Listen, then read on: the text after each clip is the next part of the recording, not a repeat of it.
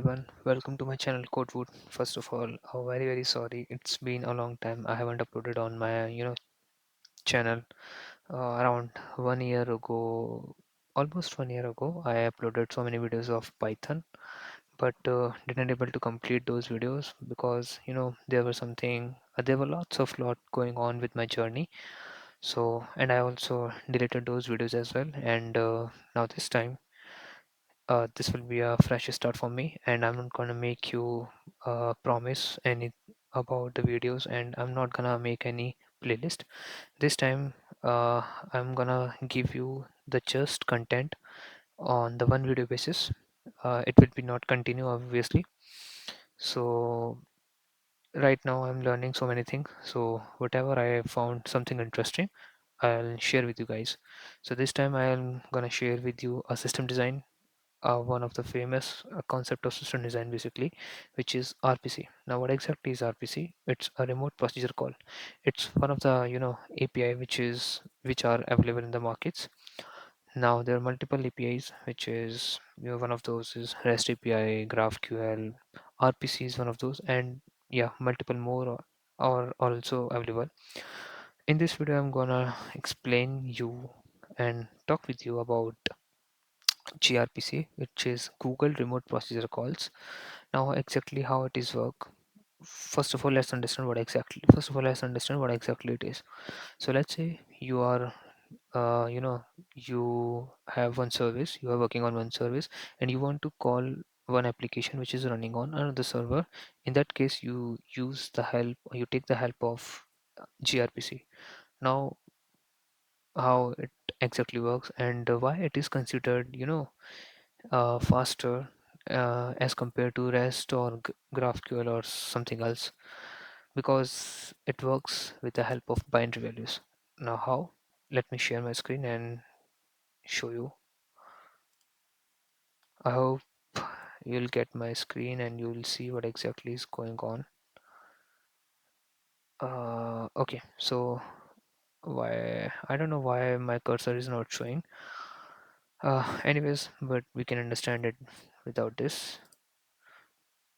Okay, so as you can see at the top in the green box, it's order service. So in the order service you can see we have one application. Let's say we are working on one application which is one of the services working, running on server A, and I want to call the another service, another service which is running on another server.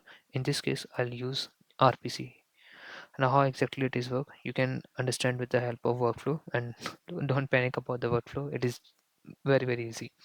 So you open the application, where either it can be mobile application or web application. So for example, you have opened food order application. So obviously it will not show you or display, sorry, we don't have anything.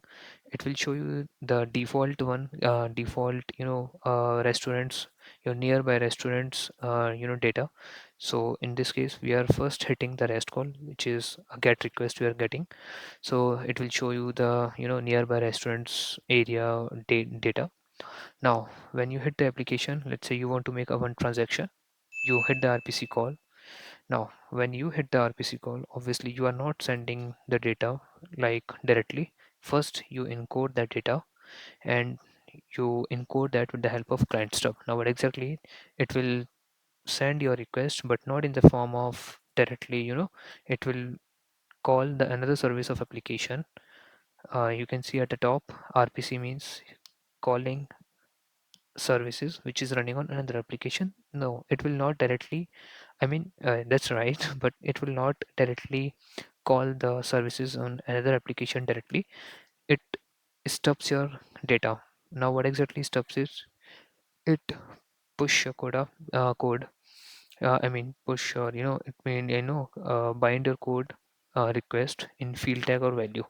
Now what exactly is field, and what it shows, the value, it shows value we generally store in hexadecimal. So here we have a exact value.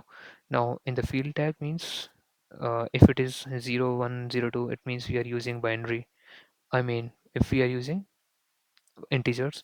If it is in the form of character, it means we are sending characters.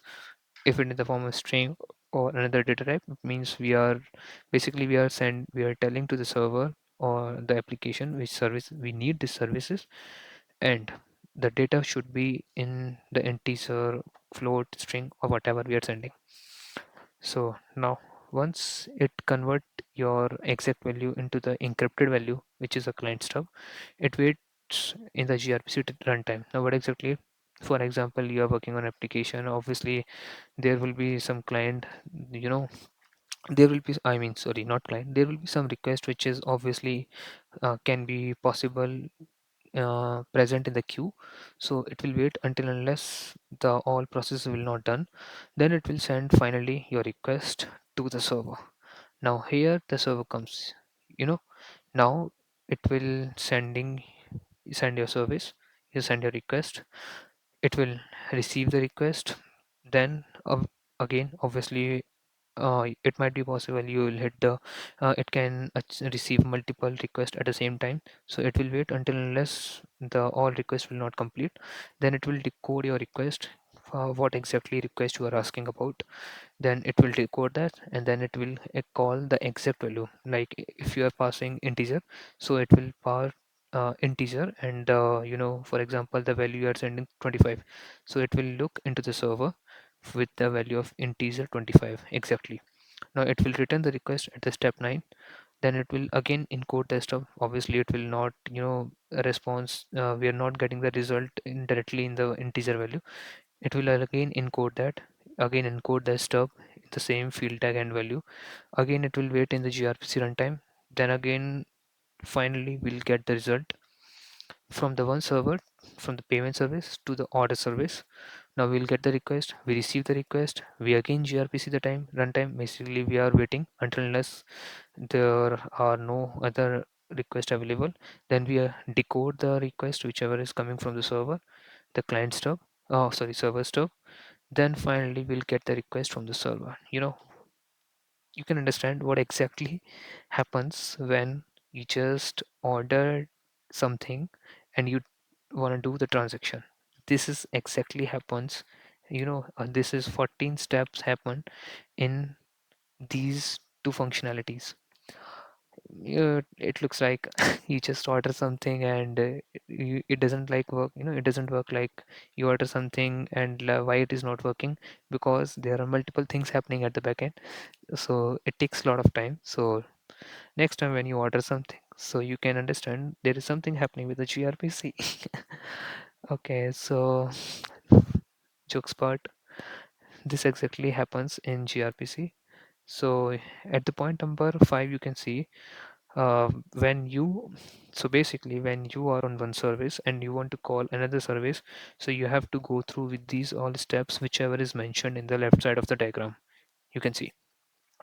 So yeah, this is all about the gRPC. If I'll share this document in my post as well, and I'll share with you my LinkedIn as well. So I usually be active on LinkedIn, not on another, yeah, obviously on SMSs. You can also ping me a mail as well. I'll drop the mail and as well as my LinkedIn. So if you have any discussion, if you want to ask anything, I'll feel free to ask me and I'll ping you later on. Might be busy, but I'll definitely ping you. So this is all for this video. I'll meet with you with another concept. So bye bye guys.